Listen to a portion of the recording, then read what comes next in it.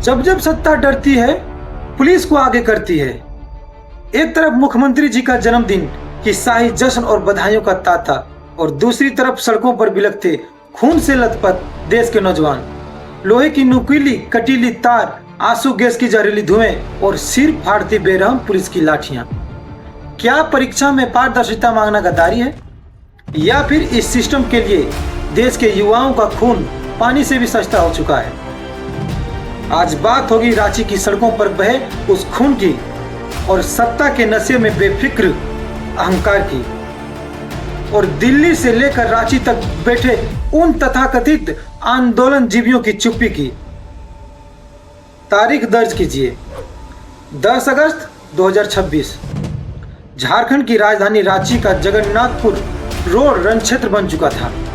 हजारों छात्र, जेब में पेन, हाथ में तिरंगा, कोई उपद्रवी नहीं। 17 दिन से कड़ाके की बारिश और धूप में लड़ रहे वो युवा जो सिर्फ एक साफ सुथरी परीक्षा मांग रहे थे। लेकिन जब यही छात्र विधानसभा घेराव के लिए आगे बढ़े तो सरकार ने उनके लिए क्या बिछाया? 6 लेयर की बैरिकेडिंग, कांटेदार कटीले तार जो छू भी ले तो मांस उधेड़ दे, सैकड़ों हथियारबंद जवान, और जैसे ही बच्चों ने कदम आगे बढ़ाया, वाटर कैनन चली, आंसू गैस के गोले छूटी और पुलिस का बेरहम डंडा बरस पड़ा। हजारीबाग से आया वो लड़का याद है, विक्रम कुमार, जिसका हाथ पुलिस की लाठियों से टूट गया।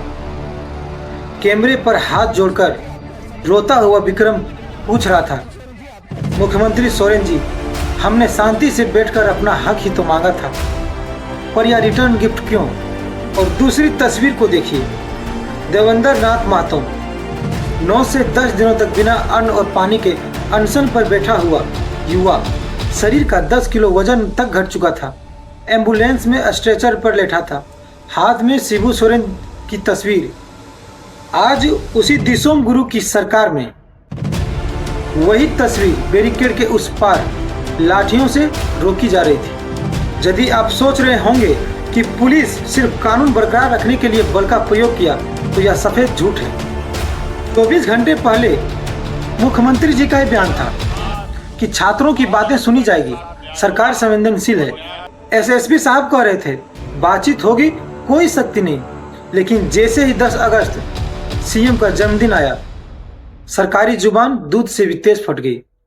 अचानक कटीली तार तान दिए गए, वाटर कैनन खोल दिए गए। जब जब हुक्मरानों की कुर्सी हिलती दिखती है, वे संवाद भूलकर बंदूक और लाठियों के पीछे छुप जाते हैं। जेपीएससी के सदस्यों ने सीआईडी के पूछताछ से पहले ही इस्तीफे दे दिए।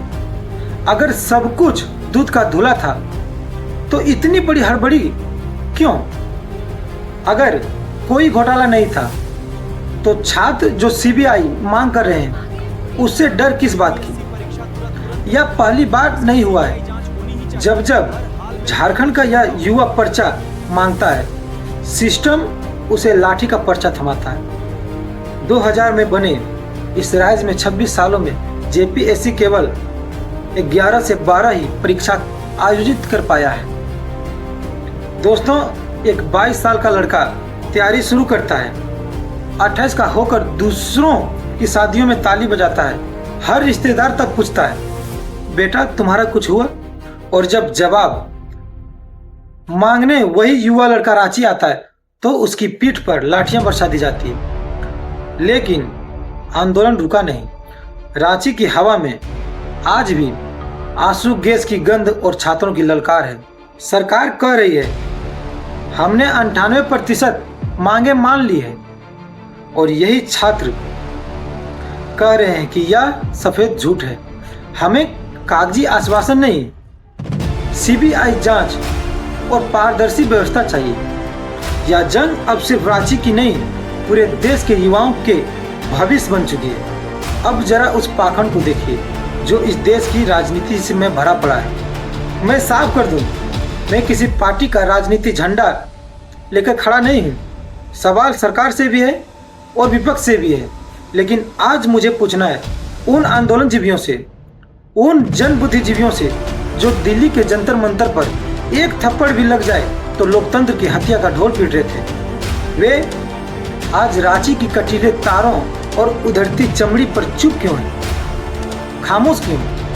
कहाँ गए वो कैंडल मार्च वाले, कहाँ गए वो पुरस्कार वापसी गैंग के आंदोलनजीवी? क्या झारखंड के बच्चों का दर्द दर्द नहीं होता? या फिर आपकी हमदर्दी यह देखकर तय होती है कि सत्ता में कौन बैठा है? अगर दिल्ली में लाठी चले तो तानाशाही और रांची में चले तो कानून व्यवस्था। ये कहाँ का दोगलापन है? यह दोगलापन बंद होना चाहिए। पत्रकार को होटल से उठा लिया जाता है क्योंकि वो सच दिखा रहा था, और जो गोदी में बैठे हैं वे चुपचाप तमाशा देख रहे हैं। आप सोच रहे होंगे कि लाठियों से यह आंदोलन दब जाएगा। गलत। जिस्म तोड़े जा सकते हैं, हौसले कभी नहीं। साहब के जन्मदिन पर छात्र गुलाब लेकर गए थे, बदले में क्या मिला? कटीली तार और लाठियां मिली। लेकिन याद रखिएगा, जिस सरकार ने छात्रों के भविष्य पर लाठियां चलाई, इन्हीं युवाओं ने उस सरकार की नींव उखाड़ने में देरी नहीं लगाई। क्या झारखंड के छात्रों को सीबीआई जांच का न्याय मिलना चाहिए, या सिस्टम ऐसे ही सपनों को कुचलता रहेगा? अपनी राय कमेंट बॉक्स में दर्ज कराइए और आवाज उठाइए, वरना अगली बारी आपकी हो सकती है। जय जोहार, जय भारत।